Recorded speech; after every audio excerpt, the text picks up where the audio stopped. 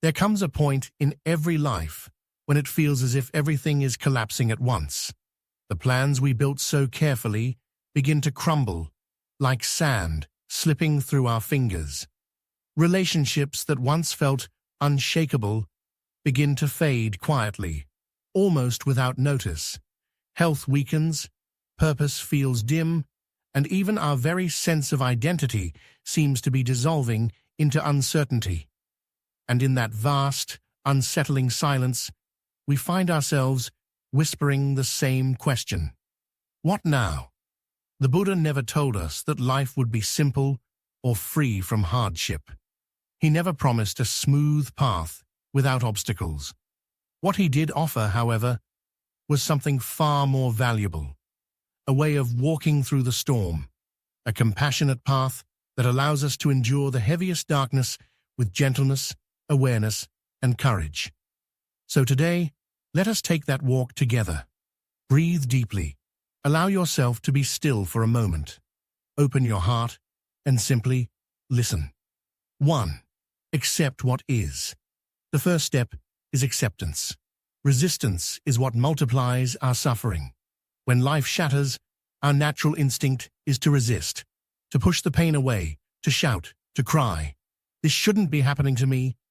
But as the Buddha taught, pain is inevitable, yet suffering is optional. The true suffering is not born from the pain itself, but from our struggle against it. Imagine falling into a rushing river. The more you fight against the current, the more quickly your energy drains, and the more desperate your struggle becomes. But if you allow yourself to float, even for a brief moment, you'll notice the current begins to carry you forward. Acceptance doesn't mean that you like what is happening, nor does it mean you approve of it.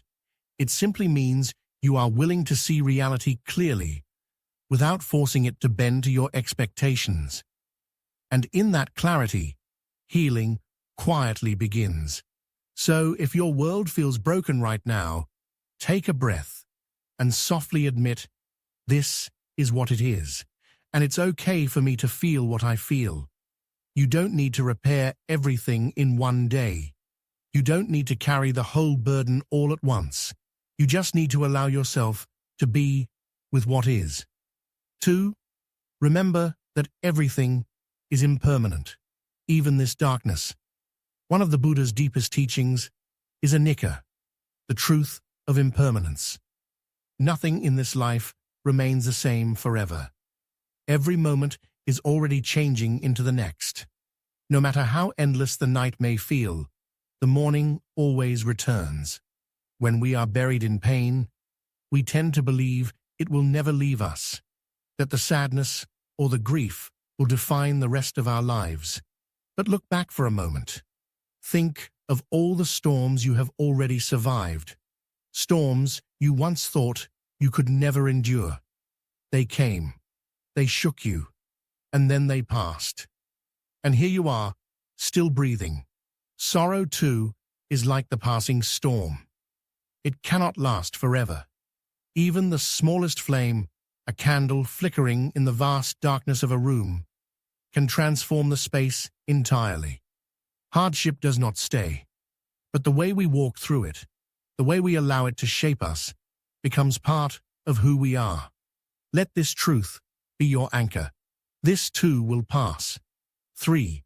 Release attachment, especially the illusion of control. So much of our suffering is born from clinging. We hold tightly to people, to plans, to outcomes, to identities we've built for ourselves. We cling because we believe we can control life if we just hold on firmly enough. But life was never designed to be controlled. It moves like a river, wild, ever-flowing, and free. And the more we cling to one single rock, the rougher the ride becomes. The Buddha said it simply, you only lose what you cling to.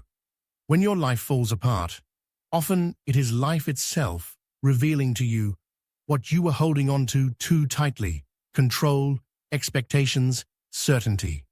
To let go is not weakness, it is trust. It is the sacred act of surrendering. and believing that from the ashes something new and beautiful can rise. Ask yourself gently, what am I being asked to release? And remember this, in letting go, you are not losing yourself. You are rediscovering your truest self. 4. Return to the present moment, one breath at a time. When chaos surrounds us, the mind becomes restless. It races back into the past to replay regrets and leaps forward into the future to worry about what might come. And in doing so, it forgets the only place where peace can actually be touched, the present moment. Buddhist wisdom is always pointing us home. Home to now. Home to this breath. Home to the very space where healing begins. Take a slow, conscious breath. Feel it fill your body and then gently release it. Notice, you are not in yesterday. You are not yet in tomorrow. You are here. And here is where life is unfolding. Thich Nhat Hanh once expressed it beautifully. The present moment is the only moment available to us, and it is the doorway to all other moments. No matter how uncertain tomorrow may seem, you will always have access to this breath, this step, this moment, and from this moment, anything is possible again. When life feels like it has fallen apart, remember, it is not the end. It is the fragile beginning of something new, a new way of seeing yourself, of understanding life, of growing, not in spite of the pain, but through it. The Buddha never asked us to live perfectly. He simply asked us to live presently, kindly, and to keep walking, even if our steps are trembling. So if you are hurting right now, please remember these words. You are not alone. You are not broken. You are in the process of becoming.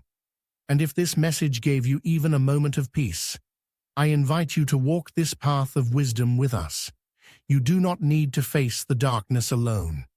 Together, step by step, one breath at a time, we can rise again, gently, mindfully, and with compassion.